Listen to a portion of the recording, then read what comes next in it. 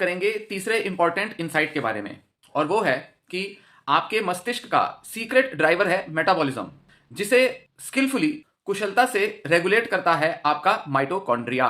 जब doctor Palmer ने सभी मानसिक बीमारियों को आपस में जोड़ा और फिर मानसिक और शारीरिक बीमारियों के बीच संबंध को समझा, तब वे अपने सिद्धांत के वैज्ञानिक मूल तक पहुंचे, उसके साइंटिफिक सीक्रेट तक पहुंचे।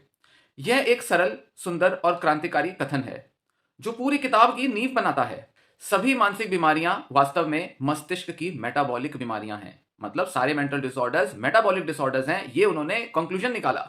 इस कथन की शक्ति को पूरी तरह से समझने के लिए हमें पहले मेटाबॉलिज्म की परिभाषा, डेफिनेशन को फिर से देखना होगा। ज्यादातर लोगों के लिए मेटाबॉलिज्म का मतलब होता है कैलोरी जलाना या वजन घटाना, लेकिन यह तो पूरी कहानी का एक छोटा सा हिस्सा है। मेटाबॉलिज्म जीवन की मूल प्रक्रिया है, फंडामेंटल प्रोसेस है। यह हर टिश्यू में होने वाली हर केमिकल रिएक्शन का योग है, मतलब एक कलेक्टिव प्रोसेस है जो एनर्जी को बनाती है और उसको यूज करती है। यह तय करता है कि हमारी कोशिकाएं कैसे बनती हैं, कैसे काम करती हैं और खुद को कैसे बनाए रखती हैं। डॉक्टर पामर एक शानदार एनालॉजी का इस्तेमाल करते हैं। मेटाबॉलिज्म को एक बड़े शहर में ट्रैफिक के प्रवाह की तरह सोचिए। ट्रैफिक का फ्लो हो रहा है। अगर किसी एक हाईवे पर एक कार का एक्सीडेंट हो जाए तो उसका असर सिर्फ उस जगह तक सीमित नहीं रहता, वह पूरे शहर में ट्रैफिक जाम, धीमापन और गड़बड़ी फैला देता है। इसी तरह शरीर के किसी एक हिस्से में मेटाबॉलिक समस्या पूरे सिस्टम को प्रभावित कर सकती है, जिसमें मस्तिष्क भी शामिल है। अगर मेटाबॉलिज्म ट्रैफिक का फ्लो है तो उसके ड्राइवर कौन है? इस पूरे कॉम्प्लेक्स से सिस्टम को नियंत्रित करने वाला एक शेयर्ड सिस्टम नेटवर्क क्या है? इसका उत्तर है हमारी कोशिकाओं के भीतर मौजूद एक छोटा सा अंग, ऑर्गेनिल, माइटोकॉन्ड्रिया। हम में से ज्यादातर लोग माइटोकॉन्ड्रिया को स्कूल की किताबों से कोशिका के power house, tissue power house या सेल पावर हाउस के रूप में याद रखते हैं। यह सच है, लेकिन यह ऐसा है जैसे किसी पूरे शहर को सिर्फ उसके बिजली घर से डिफाइन करना।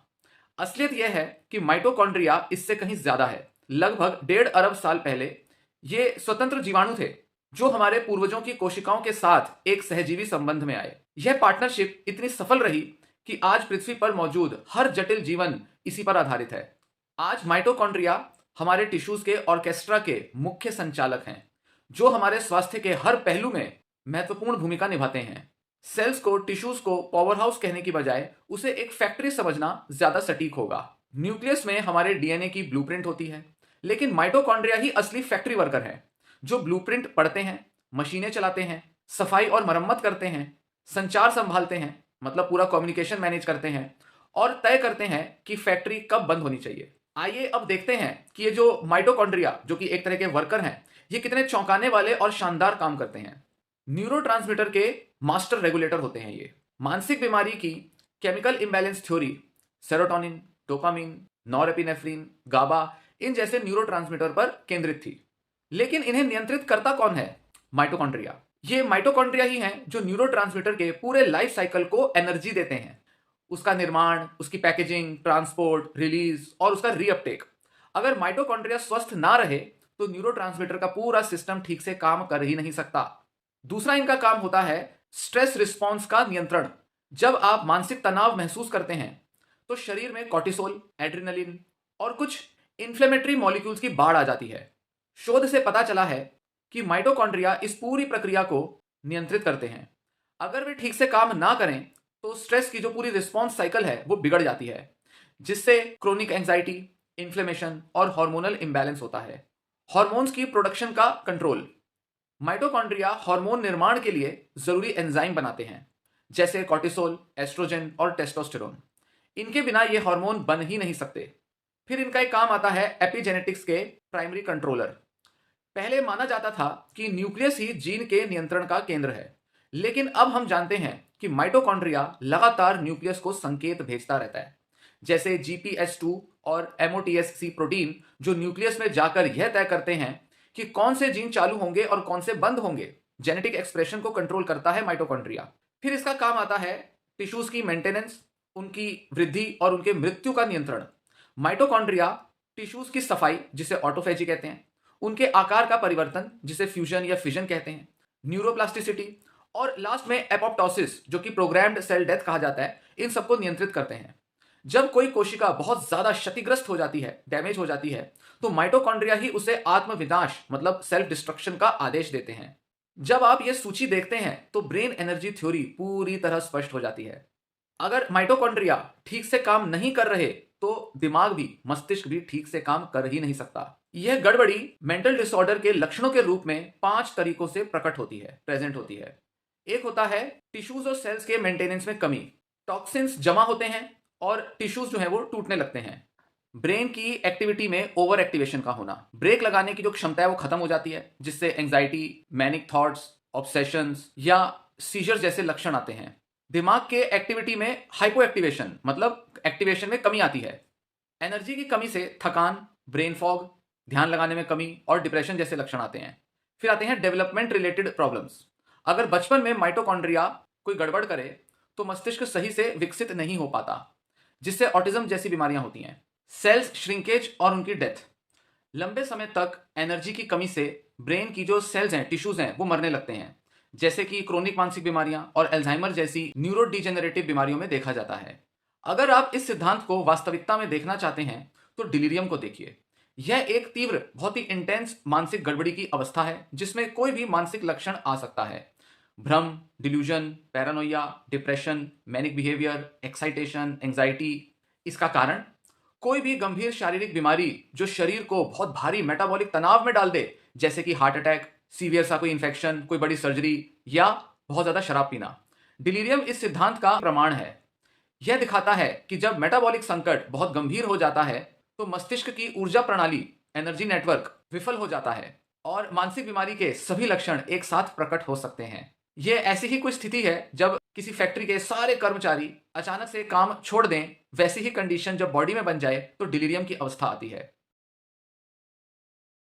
चौथा इंसाइट, रोजमर्रा का स्ट्रेस सिर्फ मानसिक नहीं होता, बल्कि आपकी सेल्स पर एक बायोलॉजिकल और मेटाबॉलिक अटैक होता है। ब्रेन एनर्जी थ्योरी की सबसे बड़ी ताकतों में से एक यह है कि यह मानसिक बीमारी को समझने के तीनों जो हमारे मॉडल हैं, बायोलॉजिकल, साइकोलॉजिकल और सोशल, इन सबको एक इंटीग्रेटेड यूनिफाइड फ्रेमवर्क में जोड़ देती है। वर्षों तक बायोसाइको सोशल मॉडल सिर्फ एक सूची भर था, लेकिन ये जो ब्रेन एनर्जी थ्योरी है ये एक फिजिकल ब्रिज प्रोवाइड करती है जिससे इन तीनों को जोड़ा जा सकता है और मनोचिकित्सा में लंबे समय से चले आ रहे माइंड बॉडी प्रॉब्लम को यह हल करता है।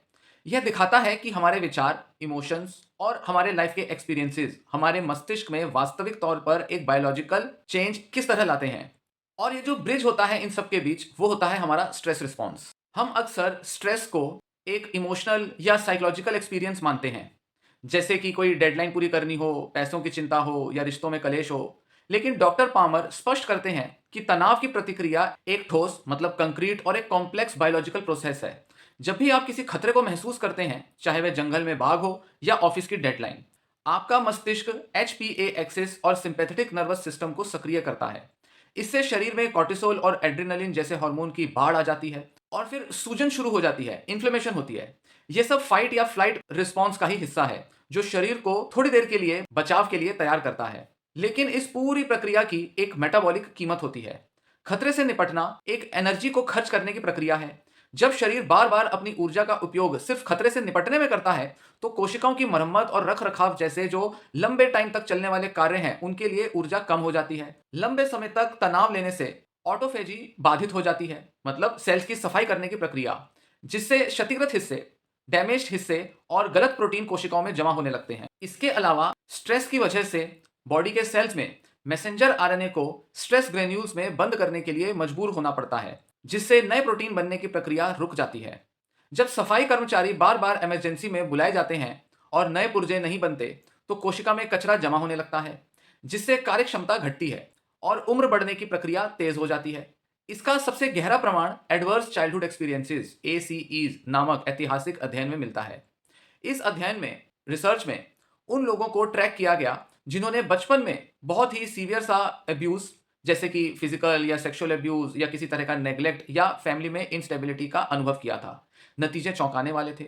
जिन लोगों को ज्यादा एडवर्स एक्सपीरियंसेस हुए थे उनमें दिल की बीमारी, कैंसर, डायबिटीज, डिप्रेशन और नशे की लत जैसी लगभग हर बड़ी बीमारी का खतरा कई गुना बढ़ गया। एक अध्ययन के अनुसार जिन लोगों को 6 या उससे अधिक एडवर्स चाइल्डहुड एक्सपीरियंसेस हुए थे उनकी औसत उम्र 20 साल कम हो गई। यह सिर्फ एक मानसिक या भावनात्मक अनुभव नहीं है, यह एक बायोलॉजिकल अटैक है। एब्यूज या पुराना चला हुआ तनाव सिर्फ आपके दिमाग में नहीं होता, यह आपके कोशिकाओं पर सीधा फिजिकल और मेटाबॉलिक हमला करता है।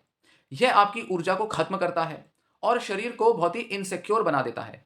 और अगर किसी व्यक्ति की मेटाबॉलिक सेहत पहले से ही कमजोर है, चाहे वह जेनेटिक रीजन से हो या गलत डाइट से हो या किसी और वजह से, तो एक बहुत ही इंटेंस स्ट्रेस का दौर उसे मानसिक या शारीरिक बीमारी की ओर धकेल सकता है। ब्रेन एनर्जी थ्योरी हमें दिखाती है कि मन और शरीर अलग नहीं है। हमारे अनुभव हमारे शरीर की कोशिकाओं के मेटाबॉलिक कोड में दर्ज हो जाते हैं। पांचवा इंसाइट, हर प्रभावी इलाज, चाहे दवा हो, थेरेपी, डाइट या एक्सरसाइज, मस्तिष्क के मेटाबॉलिज्म को टारगेट करता है। ब्रेन एनर्जी थ्योरी का सबसे आशाजनक, ऑप्टिमिस्टिक और प्रैक्टिकल पहलू यह है कि यह हमें यह समझने में मदद करता है कि हमारे जो मौजूदा इलाज हैं, चाहे वे कितने भी अलग क्यों ना दिखें, क्यों ये कई बार काम कर जाते हैं। अगर डिप्रेशन एक ही बीमारी है, तो ऐसा क्यों है कि कुछ इलाज तो सेरोटोनिन बढ़ा देंगे, पर कुछ इलाज साइड इफेक्ट के तौर पर सीजर्स ले आएंगे? ऐसा क्यों है? अगर सिंगल बीमारी होती तो ऐसा होना नहीं चाहिए था। ब्रेन एनर्जी थ्योरी कहती है कि हर प्रभावी इंटरवेंशन, ट्रीटमेंट, चाहे वह गोली हो, थेरेपी हो या लाइफस्टाइल में चेंज हो, आखिरकार मस्तिष्क के मेटाबॉलिक स्वास्थ्य को इंप्रूव करके ही वो काम करता है। यह समझ हमें मौजूदा इलाज को और समझदारी से इस्तेमाल करने की अनुमति देती है और नए मेटाबॉलिक तरीकों के लिए रास्ता खोलती है। उदाहरण के लिए साइकेट्रिक दवाएं, जो कन्वेंशनल केमिकल इम्बैलेंस थ्योरी कहती थी कि एसएसआरआई जैसे कि एंटी डिप्रेसेंट सेरोटोनिन बढ़ाते हैं, लेकिन वे असर दिखाने में हफ्तों क्यों लेते हैं? ब्रेन एनर्जी थ्योरी कहती है कि शायद ये दवाएं माइटोकॉन्ड्रियल बायोजेनेसिस, मतलब नए माइटोकॉन्ड्रिया बनाने का जो पूरा प्रोसेस है उसको प्रेरित करती हैं, जो कि समय लेता है। इसके विपरीत एंटीसाइकोटिक दवाएं माइटोकॉन्ड्रिया को टेम्परेरी रूप से दबाकर, सप्रेस करके बहुत ज्यादा ओवर एक्टिव ब्रेन को रिलैक्स करती हैं, लेकिन लंबे समय में ये वजन बढ़ाने और डायबिटीज जैसी मेटाबॉलिक समस्याएं पैदा कर सकती हैं। साइकोथेरेपी, मतलब टॉक थेरेपी, ये स्ट्रेस रिस्पॉन्स को कम करती है, जिससे कि मेटाबॉलिज्म पे पड़ने वाला बर्डन कम होता है। यह नींद, हमारी डाइट, एपेटाइट और नशे की आदतों को सुधारने में मदद करती है। यह मस्तिष्क के लिए व्यायाम की तरह काम करती है। नए न्यूरल सर्किट बनाना ऊर्जा मांगता है। थेरेपिस्ट के साथ भरोसेमंद रिश्ता अकेलेपन से जुड़ी इन्फ्लेमेशन को कम करता है और जीवन में उद्देश्य की भावना बनाना कॉर्टिसोल जैसे तनाव हार्मोन को कम करता है। ये सब थेरेपी से अचीव हो पाता है। डाइट और फास्टिंग, ये सीधे तौर पर मेटाबॉलिक इंटरवेंशंस हैं। उपवास करना, मतलब फास्टिंग करना, ऑटोफेजी और माइटोफेजी को सक्रिय करता है, जिससे डैमेज माइटोकॉन्ड्रिया हट जाते हैं। कीटोजेनिक डाइट, जो मिर्गी के इलाज में दशकों से इस्तेमाल हो रही है, मस्तिष्क को एक वैकल्पिक ईंधन, फ्यूल, मतलब कीटोन्स देती है, जिससे माइटोकॉन्ड्रिया फिर से बनते हैं और उनमें सुधार आता है।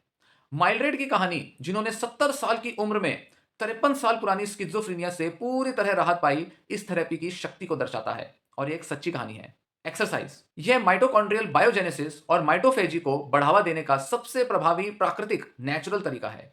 लेकिन अगर किसी को पहले से इंसुलिन रेजिस्टेंस है, तो एक्सरसाइज का पूरा लाभ नहीं मिल पाता। सारा की कहानी, जिन्होंने डिप्रेशन, एंजाइटी और एडीएचडी से उबरकर पायलट ट्रेनर बनकर जीवन में अपना उद्देश्य पाया, यह दिखाती है कि व्यायाम और मीनिंगफुल लाइफ जीने से कितनी गहरी राहत मिल जाती है। ईसीटी और टीएमएस, ये गंभीर डिप्रेशन के लिए इस्तेमाल होने वाले बहुत ही पावरफुल ट्रीटमेंट्स हैं। ब्रेन एनर्जी थ्योरी के अनुसार ये दिमाग को सीधे तौर पर ऊर्जा पहुंचाते हैं, जिससे माइटोकॉन्ड्रिया सक्रिय हो जाते हैं और न्यूरोप्लास्टिसिटी बढ़ती है। इस नए मेटाबॉलिक दृष्टिकोण से देखा जाए तो हमारे इलाज अब टेम्परेरी ट्रीटमेंट्स नहीं लगते, बल्कि एक यूनिफाइड टूलकिट हैं, जो एक ही मूल समस्या को हल करने की कोशिश करते हैं, और वो है कि मस्तिष्क में ऊर्जा की कमी को पूरा करना। ये सभी उपाय, ट्रीटमेंट्स उस मिट्टी को सुधारने की कोशिश है जिसमें फूल, मतलब मस्तिष्क, उगता है, ताकि मानसिक स्वास्थ्य की जड़, यानी कि मेटाबॉलिक सेहत को, मेटाबॉलिज्म की हेल्थ को इंप्रूव किया जा सके। तो फाइनली हमें क्या समझने में मिलता है? डॉक्टर पामर का जो काम है उसका इम्पैक्ट वास्तव में क्रांतिकारी है। उन्होंने मानसिक बीमारी को एक नए यूनिफाइड पर्सपेक्टिव से डिफाइन किया, जिससे पुराने जो स्टिग्मा हैं वो मिटते हैं और पॉसिबिलिटीज की एक नई दुनिया खुलती है। यह थ्योरी का मूल विचार जितना सरल है उतना ही गहरा भी, कि जो मानसिक बीमारियां हैं वो एक्चुअल में हमारे ब्रेन की मेटाबॉलिक बीमारियां हैं, मेटाबॉलिज्म की डिसऑर्डर्स हैं। यह नई समझ आशा की एक किरण है। बहुत लंबे समय तक मानसिक बीमारी को एक रहस्यमयी और असाध्य, इम्पॉसिबल सा एक मेंटल डिफेक्ट माना गया था, एक ऐसी सजा जिससे छुटकारा पाना लगभग असंभव था। लेकिन ब्रेन एनर्जी थ्योरी इस पूरी सोच को बदल देती है। मेटाबॉलिक प्रॉब्लम्स कोई जीवन भर की सजा नहीं है, वे पहचानी जा सकती हैं, समझी जा सकती हैं और सबसे अहम बात, उनका इलाज किया जा सकता है। हमें किसी चमत्कारी दवा के आविष्कार का इंतजार नहीं करना पड़ेगा। समाधान पहले से हमारे पास हैं और सभी के लिए कन्वीनियंट भी हैं, आसान हैं। अगर हम डाइट, एक्सरसाइज, स्ट्रेस मैनेजमेंट, अच्छी नींद और जो भी मौजूदा इलाज हैं उनका समझदारी से अगर उपयोग करें और जो भी पॉसिबल ट्रीटमेंट्स हैं उन पर ध्यान दें, तो हम मस्तिष्क की ऊर्जा को बेहतर बनाना शुरू कर सकते हैं। हम सिर्फ लक्षणों को संभालने से आगे बढ़ सकते हैं और प्रैक्टिकल परमानेंट सुधार की दिशा में कदम बढ़ा सकते हैं। ब्रेन एनर्जी का विज्ञान हमें अपने मानसिक स्वास्थ्य की जिम्मेदारी लेने का सामर्थ्य देता है, स्ट्रेंथ देता है हमारे को कि हम अपनी ब्रेन की हेल्थ चेंज कर सकें। यह मन और शरीर के बीच की जो एक इल्यूजनरी सी, झूठी सी जो दीवार है उसको तोड़ता है और हमें याद दिलाता है कि हम क्या खाते हैं, कैसे चलते हैं और कैसे जीते हैं। यह सब सीधे इस बात से जुड़ा है कि हम क्या सोचते हैं और क्या महसूस करते हैं। अब जब हम यह मूलभूत सा संबंध समझ चुके हैं कि हमारे शरीर को कैसे फ्यूल देना हमारे मन को कैसे प्रभावित कर देता है, तो सवाल यह है कि आप अपने मस्तिष्क की ऊर्जा को सुधारने के लिए पहला कदम कब उठाएंगे और क्या उठाएंगे। इस क्रांतिकारी रेवोल्यूशनरी थ्योरी के बारे में और जानने के लिए और मेंटल हेल्थ के बारे में अपनी सोच की दिशा को बदलने के लिए आप ब्रेन एनर्जी थ्योरी के बारे में यूट्यूब या गूगल पर और भी ज्यादा सर्च कर सकते हो। इस बारे में और भी चीजें पढ़ सकते हो। ये बुक भी आप पढ़ सकते हो, क्योंकि ये जो मैंने पूरी वीडियो में डिस्कशन की है ये बहुत ही ब्रीफ डिस्कशन है। इसके बारे में पूरा डिटेल में चर्चा की गई है इस किताब में, जो कि ऑब्वियसली इस वीडियो में पूरा डिस्कस करना पॉसिबल था ही नहीं। तो यहां जरूरी यही है कि हम कैसे मेंटल हेल्थ को लेकर अपना पूरा नजरिया बदलें, नए तरह से मेंटल हेल्थ को अप्रोच करें और सिर्फ एक ही ट्रीटमेंट को कोई परमानेंट फाइनल सॉल्यूशन के तौर पर ना देखें और बड़े सारे अलग अलग सॉल्यूशंस की तरफ आगे बढ़ें, क्योंकि कहीं ना कहीं हमारे मेंटल हेल्थ का जो पूरा सॉल्यूशन है वो सिर्फ हमारे माइंड में थॉट्स को बदलने से नहीं, जबकि बायो, साइको, सोशल तीनों लेवल्स पर टारगेट कर ही हो पाएगा।